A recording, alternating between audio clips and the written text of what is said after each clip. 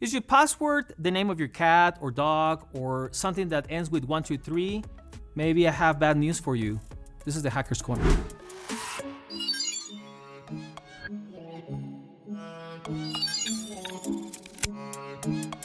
Hi everybody, welcome back. This is the Hacker's Corner. I want to thank everybody who is watching us right now. My name is Cristian Servín. I'm an associate professor here in El Paso Community College. I teach computer science and other computing areas, including cybersecurity and artificial intelligence or intelligent computing. This episode is the continuation of this series of cybersecurity and intelligent systems that we've been creating for the community, for awareness, and also to show you what are the impacts that we can have as an individuals in this technology. So today we're going to talk about a couple of cyber attacks. Right now, there's a couple of different cyber attacks, and you probably have heard this in the news, in your social media, maybe in some website, that this is recurrently happening back and forward every single day. So we have been receiving all different types of cyber attacks since a couple of years now, to be honest, and the implications and the connotations that this has happened in society are ridiculously expensive. As a matter of fact, not only in terms of price, but many insurances, they're actually having this main issue to say what we should insure now, because there's been this a recurring issue. Maybe we should consider a different kind of plan for people who has been jeopardized of this issue. Today we're going to talk about how password can be hacked, but as a matter of fact, let's first start talking about some top 10 cyber attacks that has been happening right now. Let's start with the DOS, is the denial of services per se. It's an attack when someone receives some malicious information.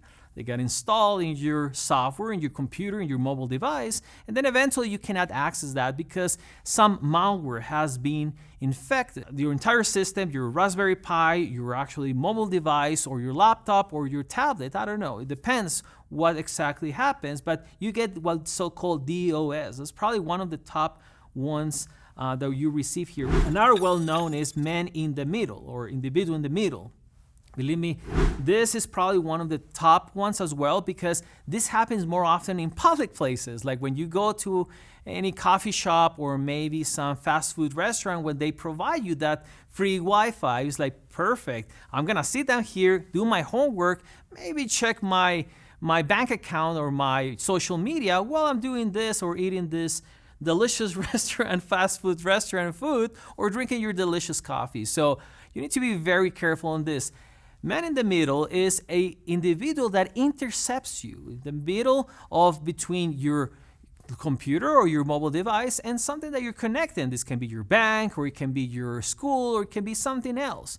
Man in the middle is someone who is acting you in between, in this case your coffee shop, and is probably sniffing, it's called sniffers, and collecting all the information.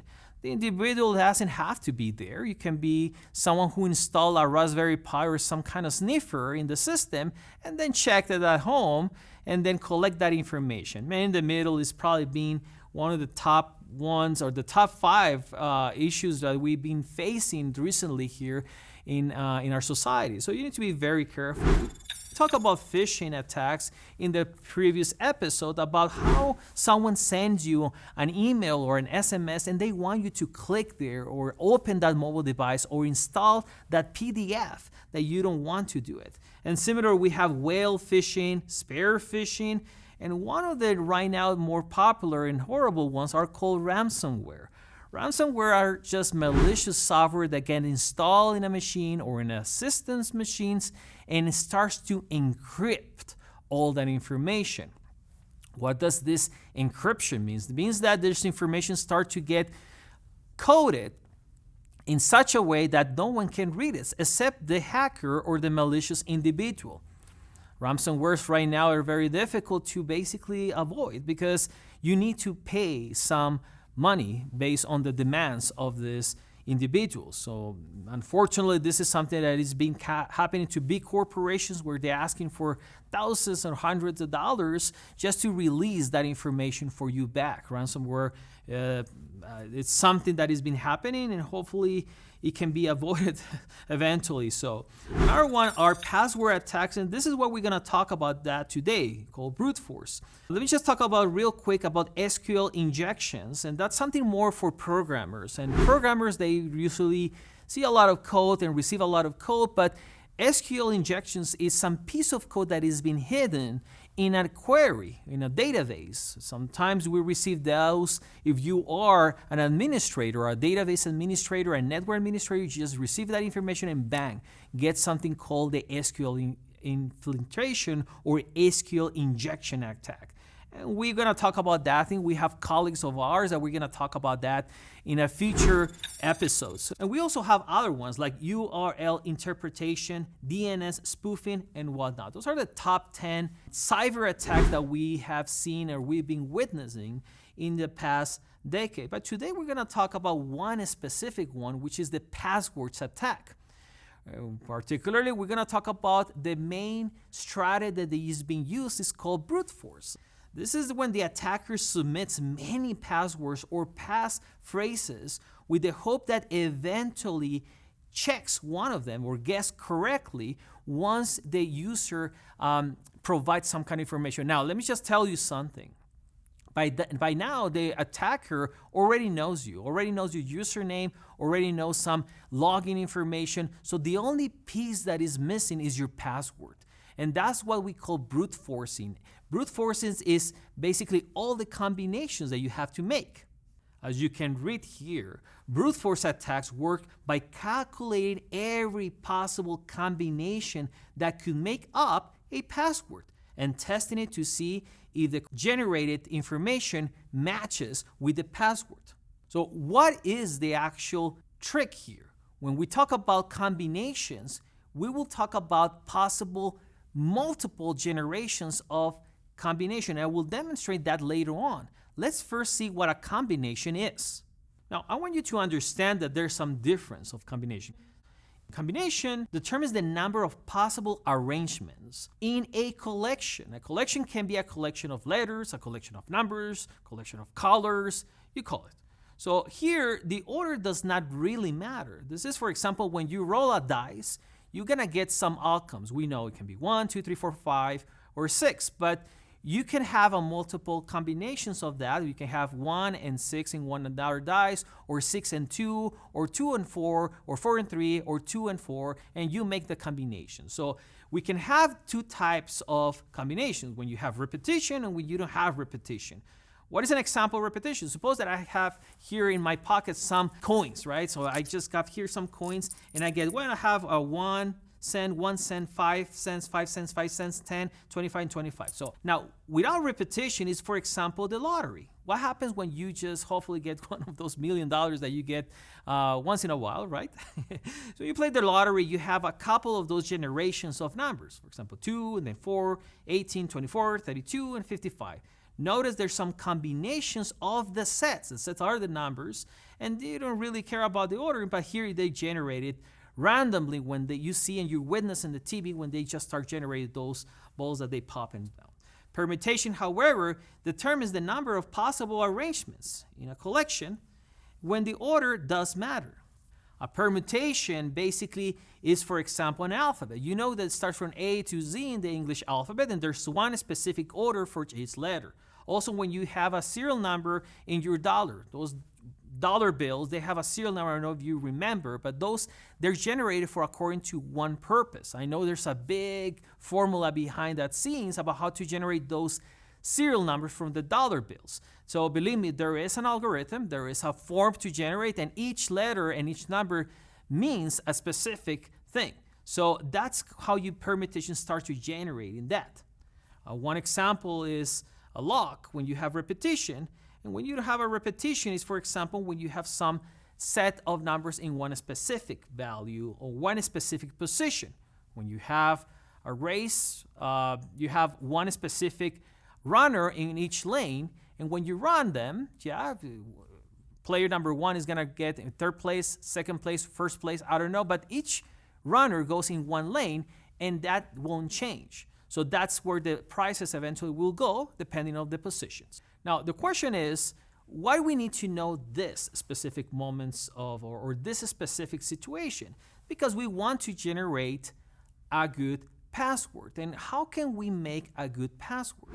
Now, some of you are probably tired to receive this notification every 3 or 4 months or maybe 6 months, like it is time to change your password.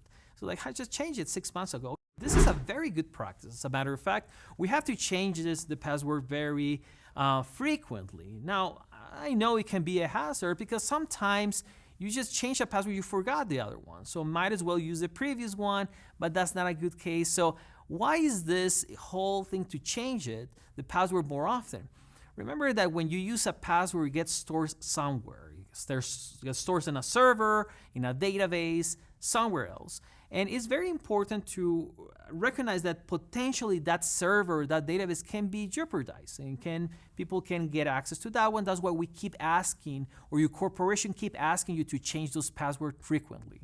So here are some examples about why they ask you to use a strong password. Try to avoid personal information. I'm going to talk about that in a little bit, about why it's very important to choose something that is not related to you. Suppose that your dog or your cat, you always mention them in your social media about your dog Pixel, or I don't know, your cat, whatever name is that. So people are gonna start realizing, I wonder if that will be their password. Or you said, I love tacos, and it's like, I love tacos, or you keep mentioning that you love tacos. Believe me, that might become one of your words in your password that is not very good to use for your password. Another thing that probably we need to understand is that the longest the combination of characters you have, the less potential hazard, the less hackable your password can be. I will demonstrate that in a second. Try to use uppercase, numbers, and symbols, because that increases the complexity. Every time that you generate a password, if someone tries to use brute force, it will be a hassle for them to create or to generate that when you make more combination between alphanumeric, which is numbers and letters. And if they're lowercase and uppercase, that will also increase their complexity. Special symbols are always important to use, so that can increase even the complexity to break your password. And try to use reliable password managers, because some of you probably know, for example, Google. Google uses that. We will generate this password and we'll save it here in our server according to your permission. And you say yes to everything, and then you say that yes, I will agree, and it gets saved there. So Google is a pretty decent manager for your password saving, but at the same time, be careful, because you might use other software that might be not very reliable. You probably just download from your applications one reliable software, but you don't really know what that is. So let's go ahead and show you how can we break a password. I know, and I want you to pay attention for this. What we're gonna do right now is only for educational purposes. Please don't try this at home. Or if you want to try it at home, just try it in your computer. It's not that something is going to go wrong. By the way, again, this is for educational purposes only. But I just want to demonstrate this principle of brute force, how easy it can be to break something if you're not using a strong password. Let's go ahead and encode it, shall we? So what we're going to see right now is just a quick demonstration about how can we generate possible passwords, depending on the length, using a very simple program. Again, this is only for educational purposes. Check this out. So we're gonna create a class called hack. And this is a Java program Java is one of the most top programming languages that you will find right now. It's very popular in industry and in research and everywhere. So we're gonna create here some variable, and again, you don't have to worry too much. I'm gonna call it ABC because that stands for all your ABCs that you remember from Sesame Street: A, B, C, D, E, F, G, H, I, J, K, L, M, N, O, P, Q, R, S, T, U, V, W, X, Y, and Z. Hopefully everybody remembers their ABC, so they come here and program with me. Let me see. Suppose that you have your password, and I'm gonna create a very silly variable called password and contains the password EPCC. Suppose that I said like it's very secure. No one's gonna guess I am at EPCC, so that will be my password. Now, Since I know the length or the size of this password is 4, for me it's very easy as a potential hacker to create just basically a for loop. By the way, this is something that is going to be very easy to discuss because we teach these courses at EPCC, and of course we're ethical hackers. We don't really do too much stuff of this, but again, you will see that if the length is 4, might as well create for loops. The for loop is just a process to go back and forward and repeat a set of operations. Generate another for loop for the terms of k. This will take care of the control of the third position. And here we have actually I, J. I'm gonna call this k instead. And I'm gonna create another for loop that will generate the fourth position. Again, I'm gonna call this L for that. I know what you're thinking. I don't know anything what he's writing. Believe me, this, when you take the very first course that we offer at EPCC, this will say like, oh, is that simple? So the only thing we're gonna do, we're gonna generate a temporary variable that comes directly from the first position, from the ABC, second, third, and fourth.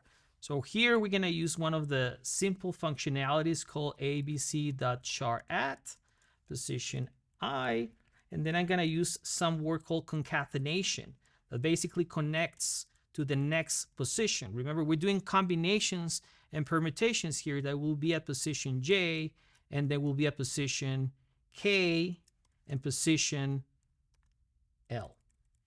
Okay. Hopefully you can more or less follow. And then I'm gonna make a condition here says, hey, you know what? If that variable that I just generate, it's very similar to the one, or actually similar to the password I'm trying to hack, the only thing I'm gonna do here is done. I'm gonna print done by using the system out print line, done. Now, before I'm gonna do this, I'm gonna put something more interesting, like print line, something like says, you know what, it was hacked. And then we can say password is, and then I'm gonna put here the temp variable. Now, I'm not gonna go and discuss this too much at this point. I just want you to observe what I'm going to print when you generate 4 different characters. So basically what we're doing in this program is very simple. We generate 4 different combinations of those positions, position 1, position 2, 3, and 4.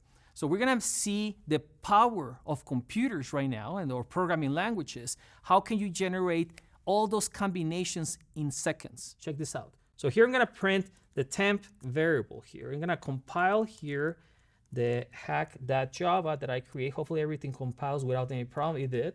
So I want you to pay attention down here when I hit enter. So sure if you can see what is happening, but it's generating a lot of combination. Maybe it's too fast. Let me do here something called thread.sleep. I'm gonna make it a delay of 5 micro or nanoseconds here. So I'm gonna put here throws here, just so you can appreciate this even further. Let me just save, compile, and run this program to see what happened. I hope you can see the generations of that. It started with AAAA, AAAD, AAAC, AAAD. So it goes all the way to the old alphabet, and is generating all possible combinations for that. Start with all A's, start with all A's, and then at the end change it with B, C, D, E. When you get out of all of them, generate Z, it goes to the next position. So it will be AABA, AABB, and so on. So I'm just generating this because it's too fast. It's very hard to see. Believe me, I put some delay here of 5 milliseconds.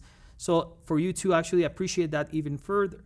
So let me just tell you, I'm gonna just cancel here the program real quick. Otherwise it's gonna stay for a while. We don't have too much time. But at the same time, I want you to start realizing how easy it is to generate length of 4. So here I'm gonna uncomment this. Remember that our password is EPCC. And I'm gonna just not put the slip here. Let's see how long it takes to do that. So what we're gonna do right now is just gonna use compare to, and then we're gonna put here equals to 0. Believe me, we can use a different methodology. I'm just gonna save the program, compile, and then run this program, and let's see what happened. If you can see right now, it says hack password is EPCC. This seems magical, okay? Because we didn't see the entire printing. Let me uncomment the printing. So you can see that it really generates all the possible combinations. So it's generating all possible combinations, as you can see right now.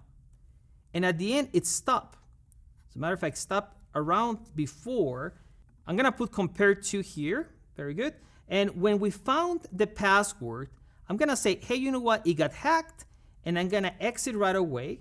And I'm gonna put here system.exit1. Just believe me, this works, hopefully. And then I'm gonna save the program. I'm gonna compile the program and then run it. And it will run and generate all the possible combinations. And let's see what happened. Aha! So notice before that, it generates things like EPVX, EPVY, EPVZ, EPCA, EPCV, and then until it hits EPCC, boom, it got that. It just print EPCC is your password. Again, that was only four actual, the length of 4, so that was very easy. Now, people tell you it's because it's only 4.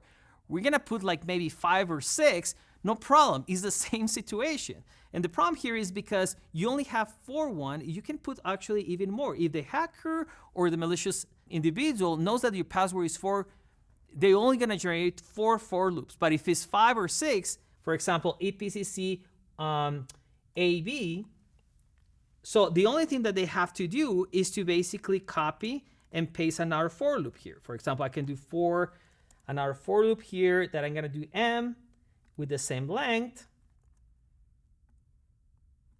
and another for loop with the same length, and I only have to close that part.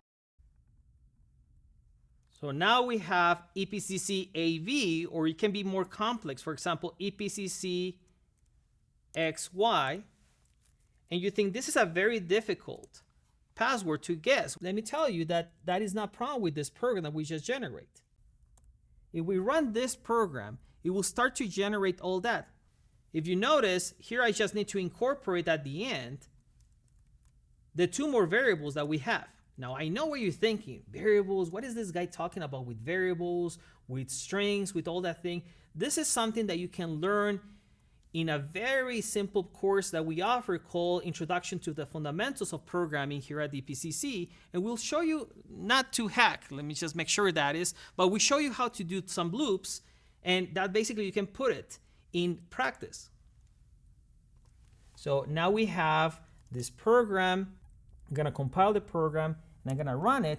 Notice that now we generate more lengthy passwords. So now instead of having 4, now we have the password of having 6. It's using brute force in order to generate all those possible combinations. It's gonna take a little bit more time because guess what? It's more length. So eventually it will generate. As you can see here, it goes in A, it's not even reaching the E. So it's just, as we speak, I think it was like almost 15 seconds. So this will generate probably like 2 minutes. So I'm gonna cancel that. And if you want to know how to do this, or if you wanna run it at home, that's fine. Now, the only thing that I'm gonna do is that instead of printing, I just want to see the result, because printing takes a lot of time. And the only thing that I want to know right now is the result. There. The password is EPCC XY. This is incredible, right? I mean, brute force, it's the most naive way to do some kind of hacking. At the same time, is very powerful if the hackers knows if you are actually doing, or you know some words, it will simply do the hacking. I hope everybody understood that whole part of the coding. I mean, the coding was, again, I use a very simple program using Java, and it was only to demonstrate how easy it is to hack a password that is plain text. Okay, now right now there's a lot of sophisticated ways to basically hide that information, like hashes and there's also encryption protocols that many institutions they use. However, the intelligence on this probably remains the same, and it's very important to avoid a priori information, which means that try not to broadcast things that you like just for the sake of demonstrations. So what we're gonna see right now, it's the well-known table from Hive Systems. This was well known in 2020 because they show a couple of interesting factors here. Notice that I show you how to break a very small password of length and only using letters. But you can see right now that there is a big difference. For example, from numbers only, and by using just a length of 8 is almost instantly how you generate that password. Now, if you increase the length, maybe it takes from 2 seconds all the way to 9 months, right? With a length of 18, and only numbers generated. Now, pay attention that this is only 2020. Now, we're in 2022. I'm gonna go to the next slide in a little bit, but notice the most difficult type of password generated, which is the last column, when you have numbers, upper and lowercase letters, and symbols. Again, if you have length of 4 and 5, it was almost instantly. But when you start to increase in the length, that takes from seconds to hours to weeks to years. Now, in a password that is length 18, and you use numbers, uppercase, lowercase letters, and symbols, takes I don't even know how to read that, 7 quadrillion years, which is a lot, right? It's more than 400 years, 34,000 years. Now, I know what you're thinking. That's never going to happen. I mean, I'm not going to be here. No one is going to be here by then. But that is by using some brute force in a very decent computer right in 2020. Now, let's see the new one. This one is just recently obtained in 2022. Now, check this out. Notice that now things have changed. For a length of 11, of course, numbers is instantly, no surprise there. But the only time that takes years is when you have numbers, uppercases, and lowercases. It takes a couple of weeks with length 10. When length 11, it takes 3 years to decipher. Now, if the same length, but when you increase the complexity, when you have numbers, lowercase, uppercase, and symbols, for the same length of 11, your password 11, it takes 34 years to decipher. Notice there's a big gap between 5 months and 34 years only by the length of 1. So this is exponentially grow. So next time that you receive an email from your IT department, it's like, please change your password. Please pay attention on that, because that is actually how fast is going right now, the complexity. Now, we didn't mention about supercomputers, but many of the hackers or malicious actors, they want to have access to a power grid or something that helps them to crack things more faster. Now, I believe, and I don't quote me in this, because most of these computers is by using simple desktop computers. I mean, some of them, they're very powerful, some of them, they're not so much.